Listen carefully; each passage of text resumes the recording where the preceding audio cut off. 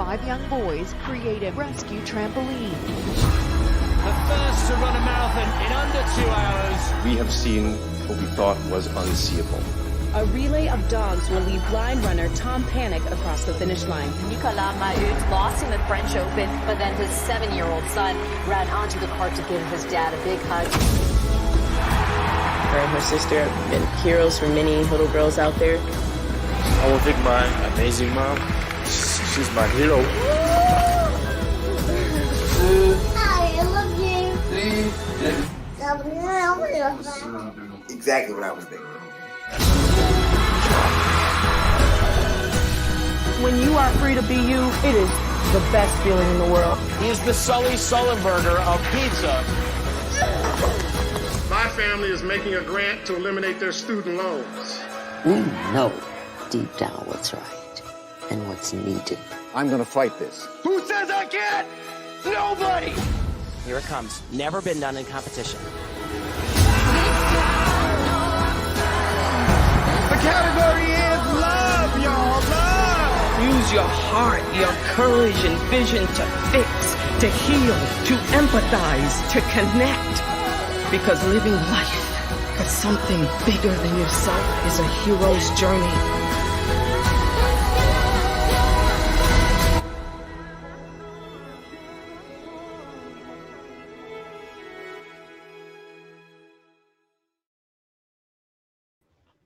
Hello, everybody watching. Welcome to the Power Up Hero Show. I'm Lisa Wisner. I am going to be your host for today, but I'm super excited because I get to have a co-host.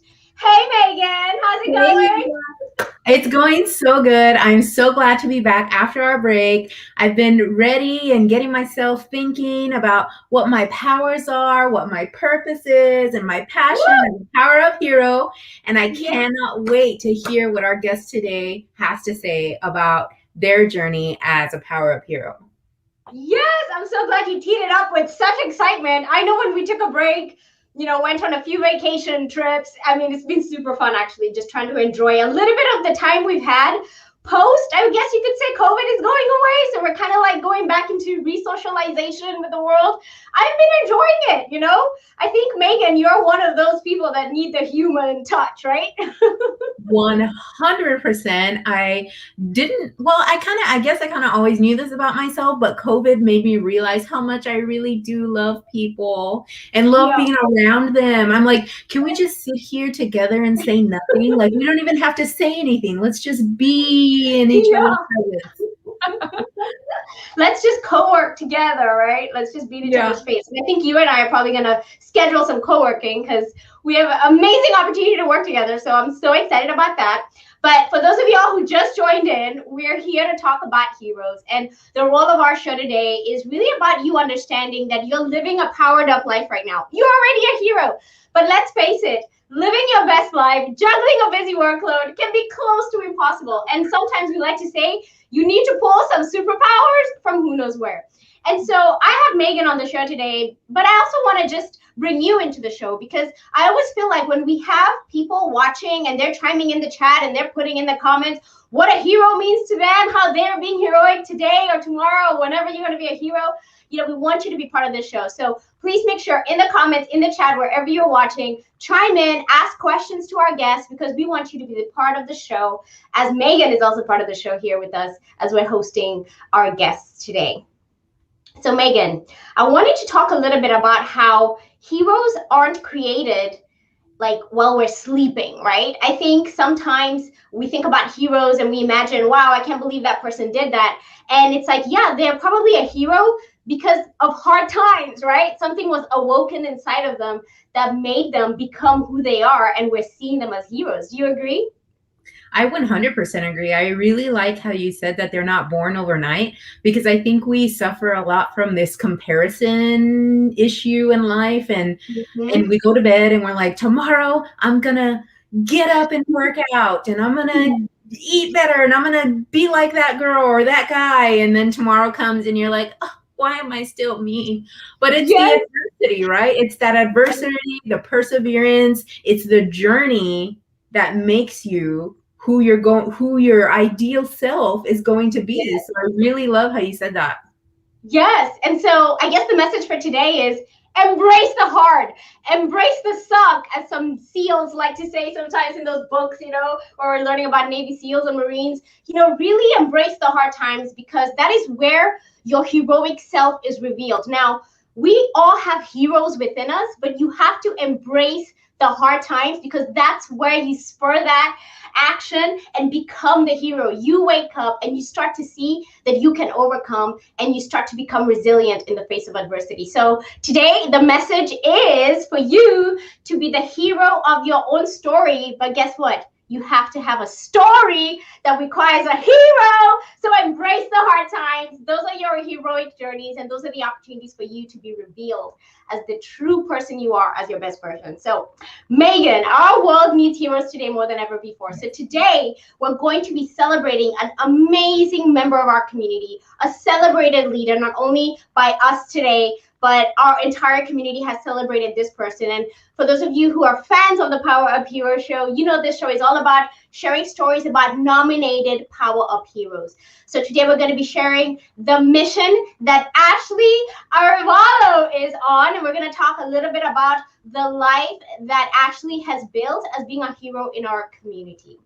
So Ashley Arevalo is a menstrual equity activist here in Corpus Christi, Texas. Now, Megan, I didn't ask you this at the start of the show, but have you ever met Ashley before? I secretly follow Ashley on Facebook. I don't think she knows who I am, but I definitely know who she is. And when I first heard about her, it was from you, Lisa. We had just left Toastmasters, and you were like, oh my gosh, Megan, have you heard about this amazing girl who's doing amazing things for young girls and women, and she's doing this and that? And then we had this conversation that not a lot of people talk about. And I can't wait to have that conversation here.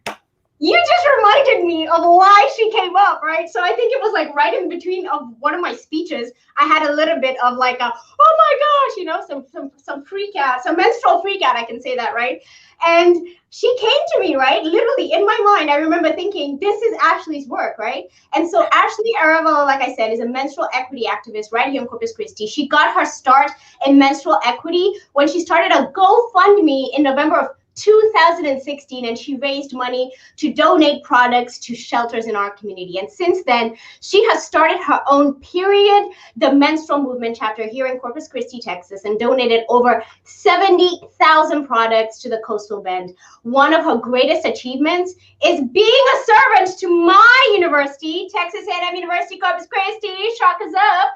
She actually successfully petitioned to get free menstrual products to the entire population that needs menstrual products at Texas A&M University, Corpus Christi. Absolutely love. Ashley is so connected in our community. And in 2020, she took it a step further, and she's staying busy by starting her own nonprofit. Now she is the president of what she calls the Crimson Cause. And she's actually recently just met with legislators here in Texas, and they're virtually and literally introducing a bill to end the tampon tax in Texas. She has a podcast called the Good Rebel podcast, and in her free time she loves watching horror movies, shopping for vintage clothes. I know y'all want to meet this person, so I'm going to bring her to the stage. We have Ashley Arevalo, who we are celebrating as our PowerUp hero of gender equity. Welcome, Ashley. Thank you so much. That was quite the intro. I'm like really energized now. Wow, thank you. Well, you totally deserve it. I always like to say when we're having our shows, we want you to feel how it feels to be who you are, how we see you. We see you, Ashley. We see you. You're so young. You're so bold. You're so powerful. You do amazing things for our community. When I see you, I smile. And so I'm pretty sure a lot of other people, when they see you, they smile. So thank you for your servant leadership in our community. Thank you so much. I'm like literally on the verge of tears, and I'm not even on my period right now. So thank you. Thank you so much. Let's get started with that. I mean, literally, let's get started with talking about period, right? So, when you think about period, sometimes it's one of those words or some of those phrases or topics or conversations that everyone's like, you want to talk about it, right? I know when Megan and I used to work in the same office, I know I've gone into her office like, Megan, I need something to help me right now, right? You give her the look, Megan knows what I mean, you know, and it's kind of like, you don't want to have that conversation.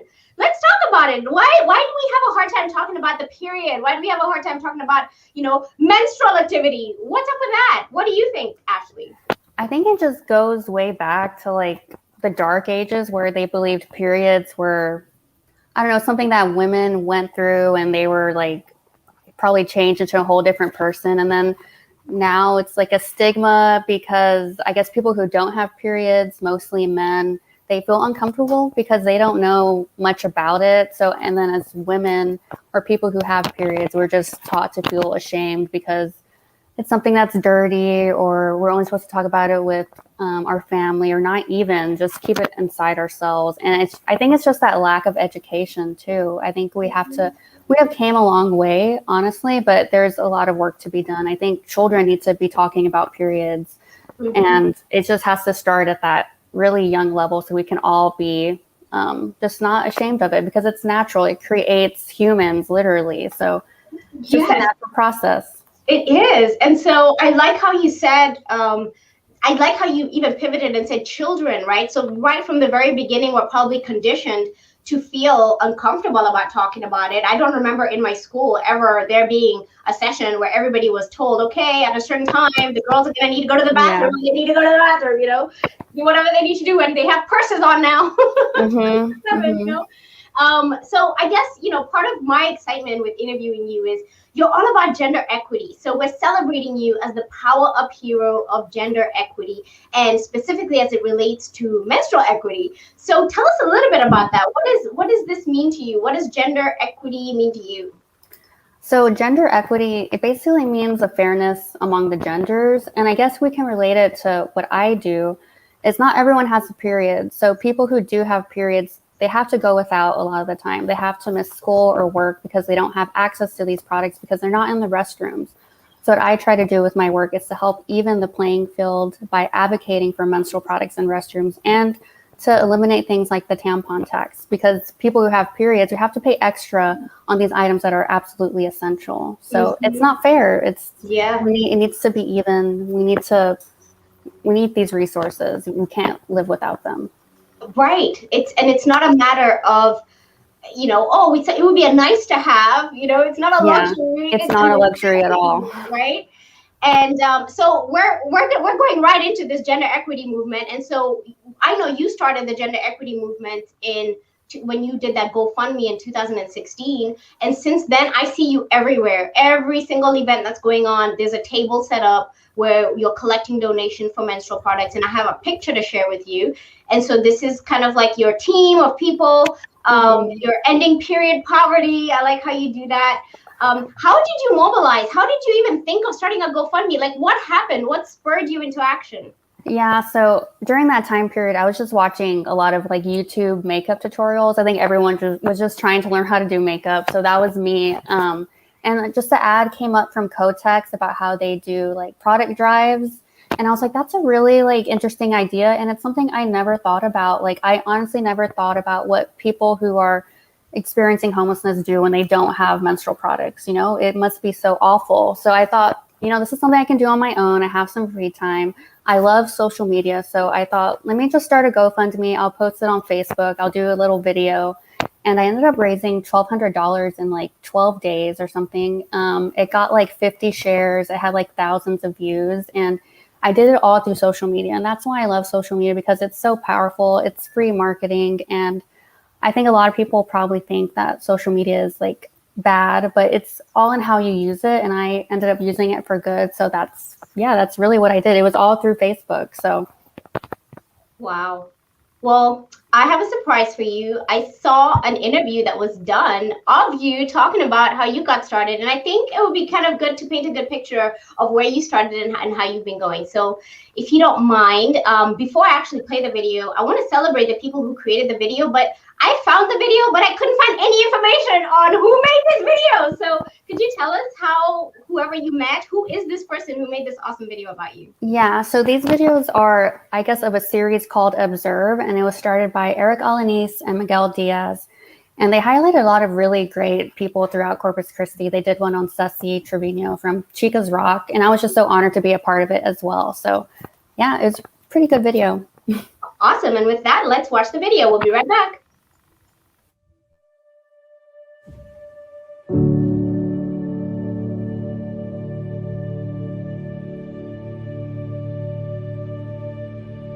I'm Ashley Arevalo, and I'm president of Period Corpus Christi. Period Corpus Christi is a part of a national organization called Period the Menstrual Movement, and we're the only South Texas chapter. And our goal is to provide pads and tampons to anyone who needs them, so we distribute these to local shelters. As of today, we distributed over 10,000 pads and tampons to local shelters. I think I was watching like a YouTube video, and Kotex, they do like a tampon and pad drive, and I thought that was really cool. I just felt like I needed to do something, you know, like when you read all the headlines of, you know, horrible stuff going on in the world, like you feel discouraged, and I just felt like I needed to take action. So I was doing some research, and there's a lot of organizations that do it, and then I saw that Nadia from Period, she was so young and she was doing this, and I was like, oh, I have no excuse, like this girl is like in college, like, and I'm already graduated. So I contacted her, and she was like, oh, you need to start a chapter here. So that's why I started it, because of her, and she's just so personable, like she's easy to talk to, so I felt like it was my duty to do that.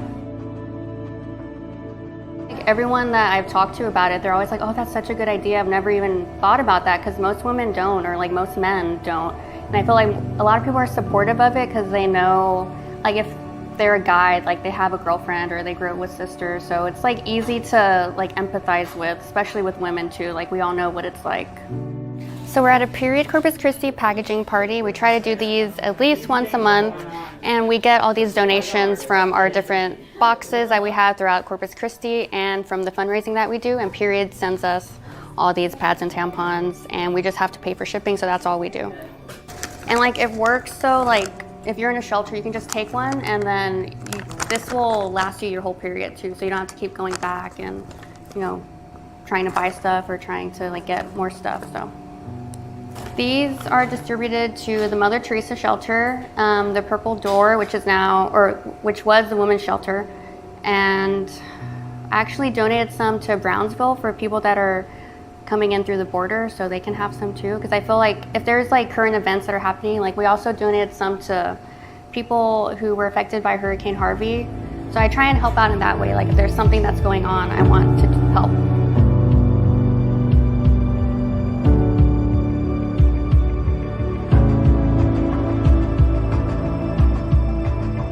Last year my grandma passed away, and my cousin was talking about her at the funeral because they were very close. She had raised her pretty much. And she was just saying how my grandma had to quit going to school because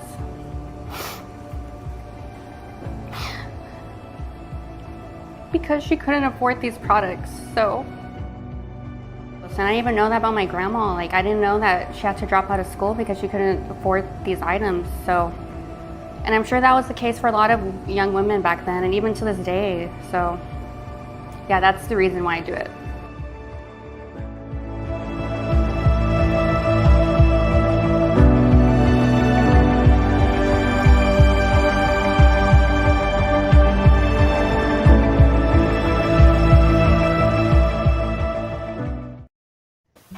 Wow. What a story, honestly. Thank you, thank you. Back the tears, just thinking about your grandma, you know, and I can't imagine how it must have felt. Did you know your grandma's story before you started your movement? No, that's why I think it was like a case of divine intervention. Like I was already doing this, and then she passed away, and I heard that at her funeral. So I feel like this is like what I'm supposed to be doing with my life. I love it. Which is why you are now the president of Crimson Cause, right? Yes, yes. So tell us about that. How does it feel? You started a nonprofit and you've gone and talked to legislators. You're making moves in Texas. Tell us all about that. So I've always wanted to start my own nonprofit. I think that's what that's like their end goal when they start, you know, like a chapter of a nationwide organization. I just never thought I could do it at this age or during this time period. So it feels really good. It's like been on my bucket list to start a nonprofit. So we're basically do the same types of things. We donate menstrual products to shelters. We're also we need to donate some for July. I just realized that.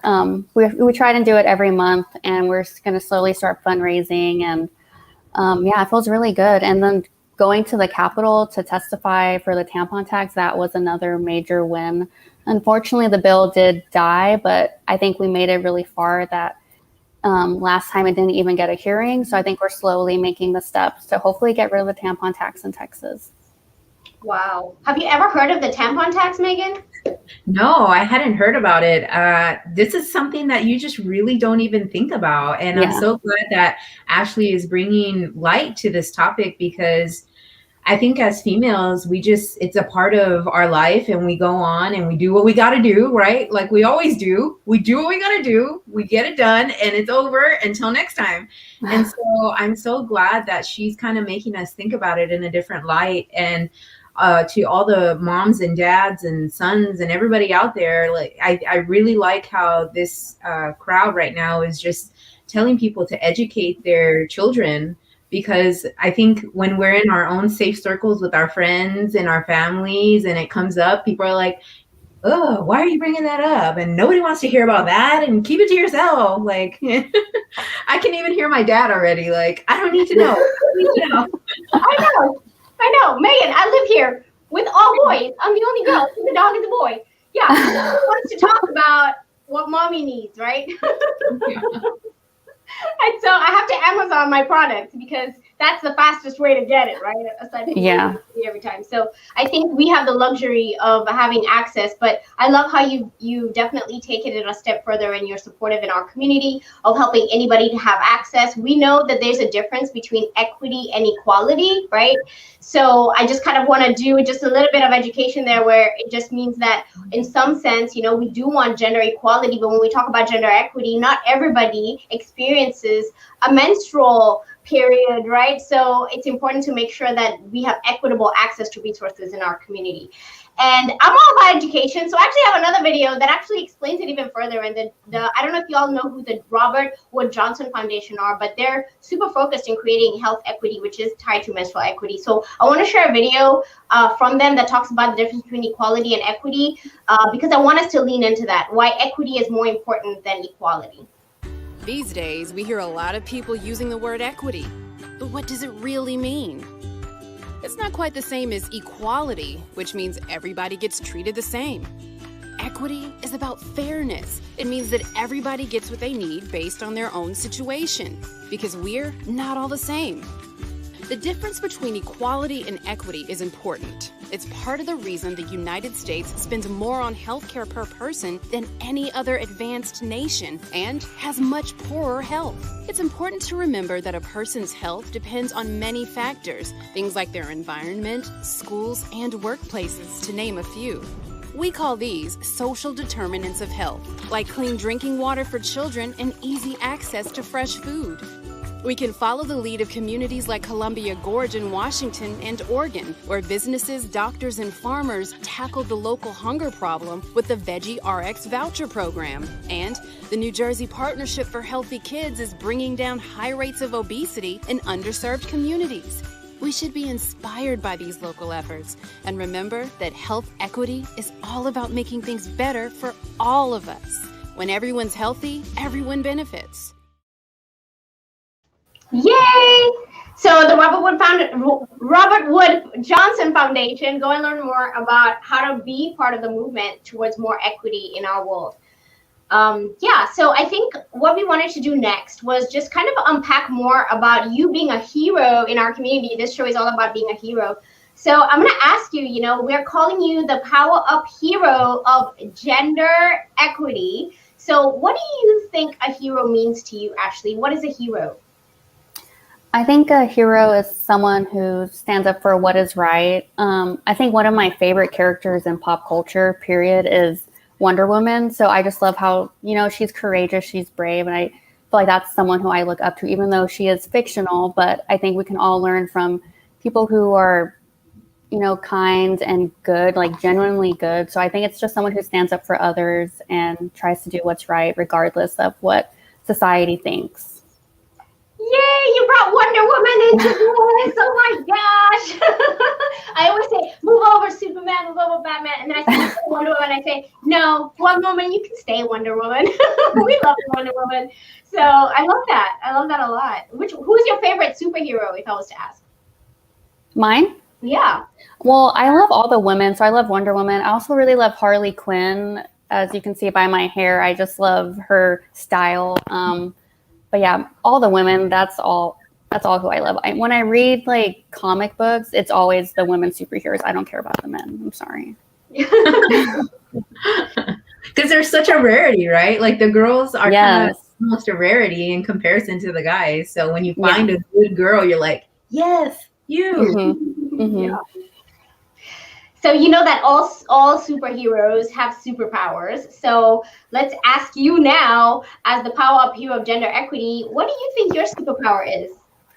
I think definitely my superpower is being empathetic. I've always been very sensitive as a child, and growing up, I feel like I've started to own that. Being an activist, you kind of have to feel empathy towards people, to stand in their shoes, even though I've never experienced period poverty. I've been very lucky to not have, but I can understand what it feels like. So I've forgotten a pad and I've had to like use toilet paper. So I think in order to be a good activist, you have to, feel for others and put yourself in their shoes. So I think empathy is my superpower. Ooh, I love empathy. Oh, and the whole point is, I think sometimes we talk about people having superpowers, but I would say that empathy is one of those that I wish everybody just had a little dose of empathy in themselves, right? Because it's one of those of where, if you have that, what do we say, Megan, when we're training? Emotional intelligence, right? Being able to see things from somebody else's perspective is so important. And I think that's what makes the world go round, right? I think that's the path to world peace, is people stepping into each other's shoes to see where the struggles are, where the hard times are, and where the support is needed. Yes, definitely. I think that would solve world peace. Like what you said, it's if everyone had empathy, there would be no like global issues in the world. Truly, it may sound cheesy, but I think it's true. Yeah. So actually, I'm sorry, Lisa, go ahead. No. I was just gonna say she's extending her superpowers to the masses. Sending them out into the world. Like we really do need more empathy in the world, and I think that we talked about weaknesses and challenges and adversity at the beginning of the show, Lisa. We kind of introed with that. So this is a perfect question for Ashley. As a PowerUp hero, what would you consider some of your weaknesses or challenges being a hero in relation to your cause, in not relation to your cause, just being a human? Tell us some of what your weaknesses and challenges are and how you overcome them. I feel like in general, I'm very introverted, which can sometimes be a good thing or a bad thing. But I've kind of had to learn to snap out of it, especially when we're tabling events. I have to talk to people, I have to be friendly. So I have to like switch that on. So that's been something I've had to overcome. And even just like public speaking or doing something like this, it would have been so hard for me to do as like a teenager. So I think just growing up has helped. So yeah, I would think that would have been one of my challenges. Even though I don't consider myself a shy person, I'm just very introverted. So just dealing with that and like what that means in my identity, and yeah. So I'm kind of curious, actually, what kind of things do you do like before, let's say, a table event or a show like this to kind of help you get out of your shell a little bit? I love fashion. So if I feel like I look good, I will feel good. So like today I did my hair, I did my eyeliner, even though I'm like wearing a t-shirt, but this is comfortable. It makes me feel good. It's soft. I wore earrings. So it's all about, not like your looks, but being presentable, because if I feel good, I will just be a better version of myself. So I think that's what's it for me, like fashion, clothes, beauty. So yeah. Yeah, and we can lean into that, fashion, beauty, clothes, because that's where I follow you on Instagram. I know you're all about recreating outfits that are inspired by movies, by shows, even by I think some music videos, right? Mm-hmm. I love following you on Instagram because I feel like you're this fashionista, just slaying every single clothing item. So tell us a little bit about how you got started with these recreation of outfits. What got you started with that? Well, I first started, I was just a style blogger. So I would just post my regular outfits. And then like Halloween came around. I've always been a lover of horror movies. Halloween is my favorite holiday. So I was like, let me just do like themed outfits because that's what I love watching movies. So I did Hellraiser, Evil Dead, and like every year since I think 2015 or something, I've done like Halloween looks, and I'm already thinking about my Halloween looks for this year. So it's something I've planned every year. I try and do it every single year, regardless of what's happening. So yeah, it's just like fun being creative. It's another side I like to tap into with my activism as well. So part of me is like being an activist and then being creative and loving fashion. So yeah. Yeah. And you're so good at it. I mean, I don't even believe you live in a community. Like I'm like, she's in LA or something, right? Because some of your outfits are so on. It's like perfect. And I know you do vintage shopping, right? So yes. You're always visiting the, I guess, Goodwill. You're always visiting the vintage clothing stores to find these outfits. Mm-hmm. So which are your favorite here in our community? Some of my favorite vintage stores, and there's a lot of really good ones, but I think my top two is like 2020 Vintage. It's downtown, and also Olive Blue Resale. And I moved closer into Corpus, so like I'm like 10 minutes away from Olive Blue, which is kind of like a bad thing, but it's a good thing at the same time. So yeah, I really want to step away from fast fashion because it's really bad for the environment and just the conditions these people are working in. So that's why I try and shop vintage and secondhand as much as possible. And there you go again. More activism, everybody. Now she's going to be activism for clothing. I love that. So you're bringing us into another area where we don't think about, right? We don't think about how constantly going to the store, buying new clothes, how it's affecting the environment.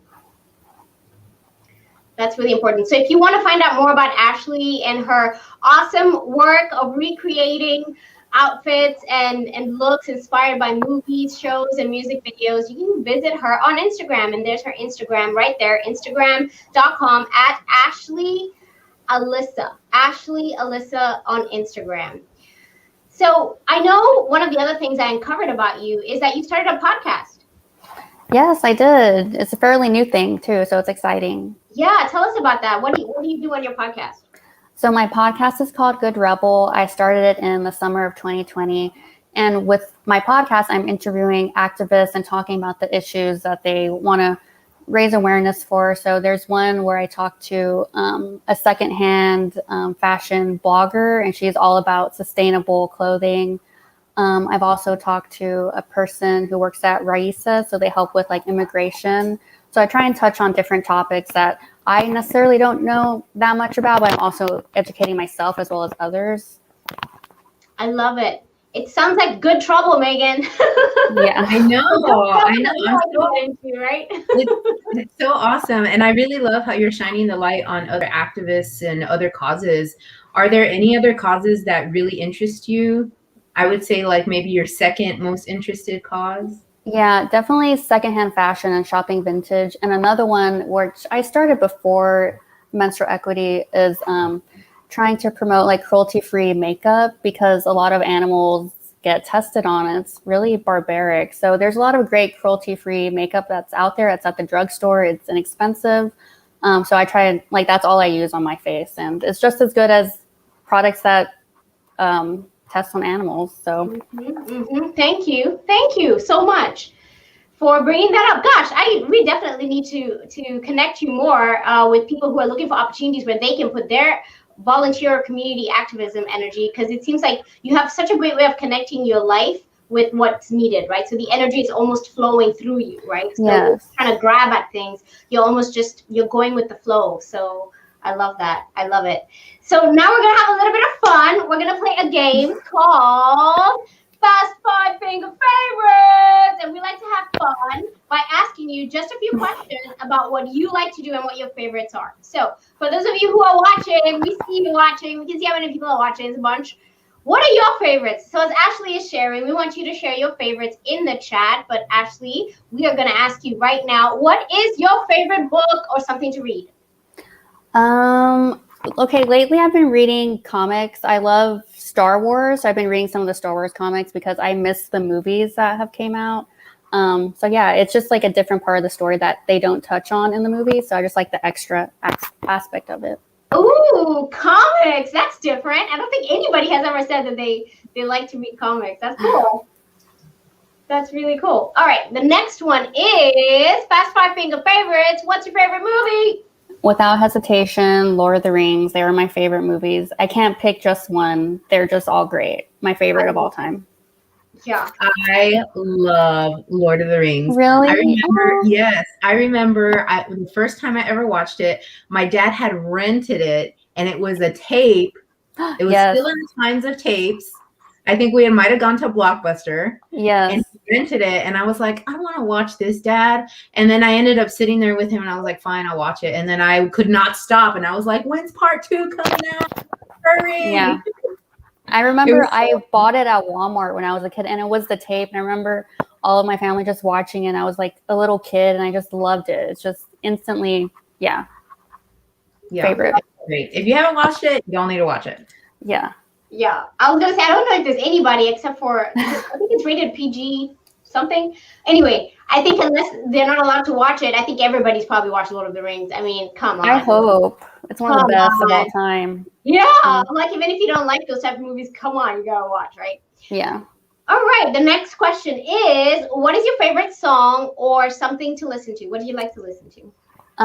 So my top song in Spotify for 2020 was Rain on Me by Lady Gaga and Ariana Grande. So that I can listen to that song all the time. It doesn't get old. I love Lady Gaga so much. She's my favorite. So I know. Oh, I love that song too. And the video, isn't the video just yes, I love it. Yeah. Have you recreated the video? No, I want to. I had a friend who did, and she did a good job, but I just feel like I can't touch Lady Gaga. Like, she's in her own world. There's no way I could even aspire to be as great as her. She's amazing. I know. Oh, it's just making me feel chills. I gotta listen to that song after this. It's a really awesome song. All right, and so the next one is, what is your favorite quote, or what phrases do you like to say? So I have it pulled up because I don't want to butcher it. This is my favorite quote that I can just apply to especially activism, but pretty much anything. So it goes like, never doubt that a small group of thoughtful, committed citizens can change the world. Indeed, it is the only thing that ever has. It's by Margaret Mead. Yes, that is a classic quote. And I think that's how you live your life, right? Yeah, I try to. Yes. And you're making big moves. I think you just start small, and then it seems like everything just ripples out and becomes really big. I remember meeting you when I was starting a co-working space with some of my business partners. And I remember you walking in with your boyfriend, and it was like, wow, who is this, right? And we all were kind of taking over the social media sphere of our community. And I absolutely love all the energy you brought and everything that you do. So that quote definitely speaks volumes. I know you talked about being an introvert, so I can definitely see how that quote talks about how just step in, right? Step into greatness. It's just, you could be small and still do big things, right? Yes, exactly. I love it. Love it. I have to say something. We talk about you being an introvert, but you absolutely like kill it in front of the camera with your pictures. And I'm trying to figure out how in the world, because I just recently got in front of the camera and I was like, what do I do? Well, and it was strange, but you do such a good job. Thank you. Well, it's taken me years. So I started like style blogging in 2014. So it's been a while, but it's something that is learned. Anyone can be good in front of the camera. I was really shy in front of the camera, but it's just something you got to like do. Because like your first photo is probably not going to be good. So just remember that. Once you take more and more, you can look at different poses, look at models, look on, someone on Instagram that you like, and just kind of emulate them. That's my best advice. And do you usually have somebody take them for you, or do you take them yourself? I've done both. I have a tripod that I use that has come in handy for the pandemic because I didn't really go anywhere. But my boyfriend also takes photos of me as well. Good to know. I'm writing these things down. Yes. All right. And so for the last Fast Five Finger Favorites question, we always like to ask our guests, how do you power up in the morning? If you had a perfect day, how would you wake up to power up? That's okay. The morning routine is a little hard for me because I work from home and I haven't really mastered it. I kind of just roll out of bed and put on my robe and log in. That's probably not what I recommend for everyone, but that's something I need to work on.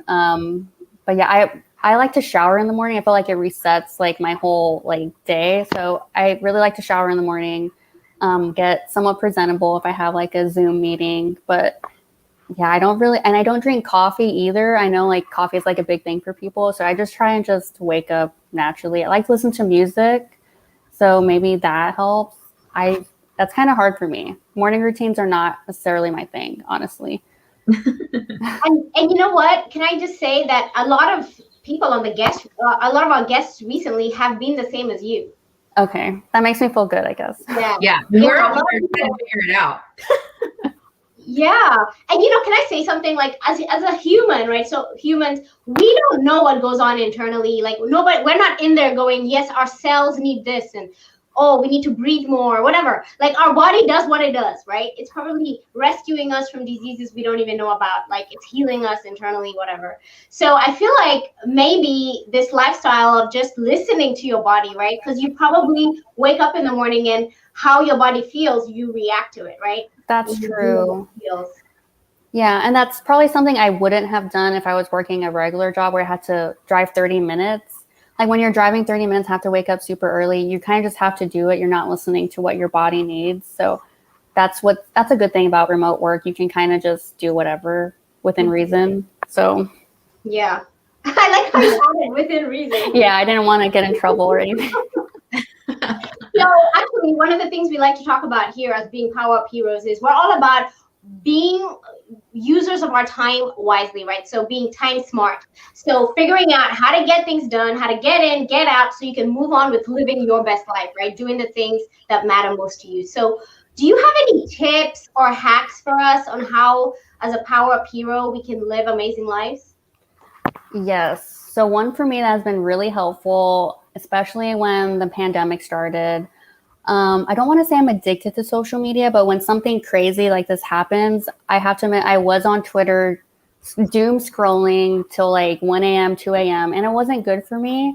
So I had my boyfriend set up like a lock on my phone. So at 10:30 every day, I don't have access to Twitter, Instagram, TikTok, nothing. So it helps me just wind down.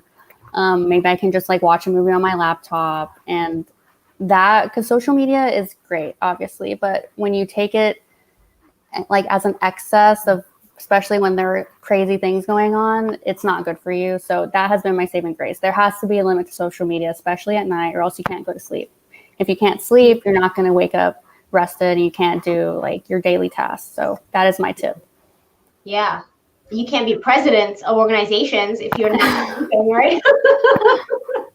I love that. Okay, so do you know what the name of that app is? It's something on my iPhone. I believe it's like you have to do it with like a kid or children setting because so I don't have the password. You have parental settings. Yeah. I love it. Well, that's a hack, right? I think sometimes we know what our kryptonites are, right? Yes. You know your kryptonite is eating ice cream late at night. Well, then why are you buying the ice cream in the first place, right? Make sure the fridge has no ice cream so that's not your, like that doesn't affect you. So you're doing the good thing. You're making sure that you've locked your phone so you're not on social. I love it. That's a really great hack. Megan, do you have any hacks around that? I have like this drawer on my desk, and I put my phone inside the drawer. So that's been really helpful. And then one of my friends, Megan Benavides, who's a photographer in Corpus Christi, posted recently about an app where there's like a tree. Yes, and I if you use that stay too. off of your phone, the tree will grow. But the second you get on your phone, the tree dies. What? Yeah. What's it called? I don't know. It's called Forest. I use that too. Forest app. But I'm gonna get it because I'm gonna try it. I don't really have that much of a problem being on my phone during the day. It's at nighttime where I'm like sitting there for a while looking through my phone. So I allow myself just a little bit of time at night. And then I'm a big time show watcher. So I rather spend my time watching the shows than being on the phone. Yeah. So everybody picks their poison, right?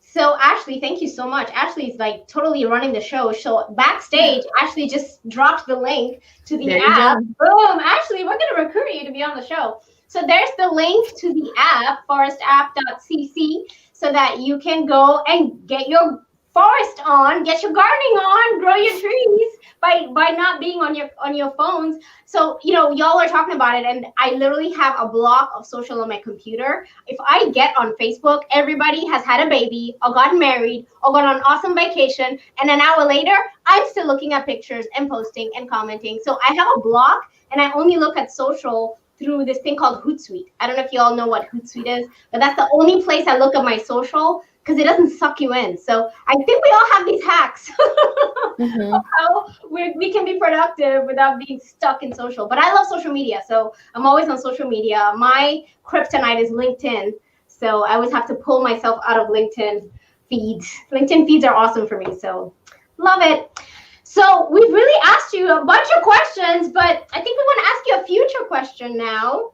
Yes. And so I'm just thinking about it. And I know, Megan, you're really good at asking the future question. Why don't you go ahead?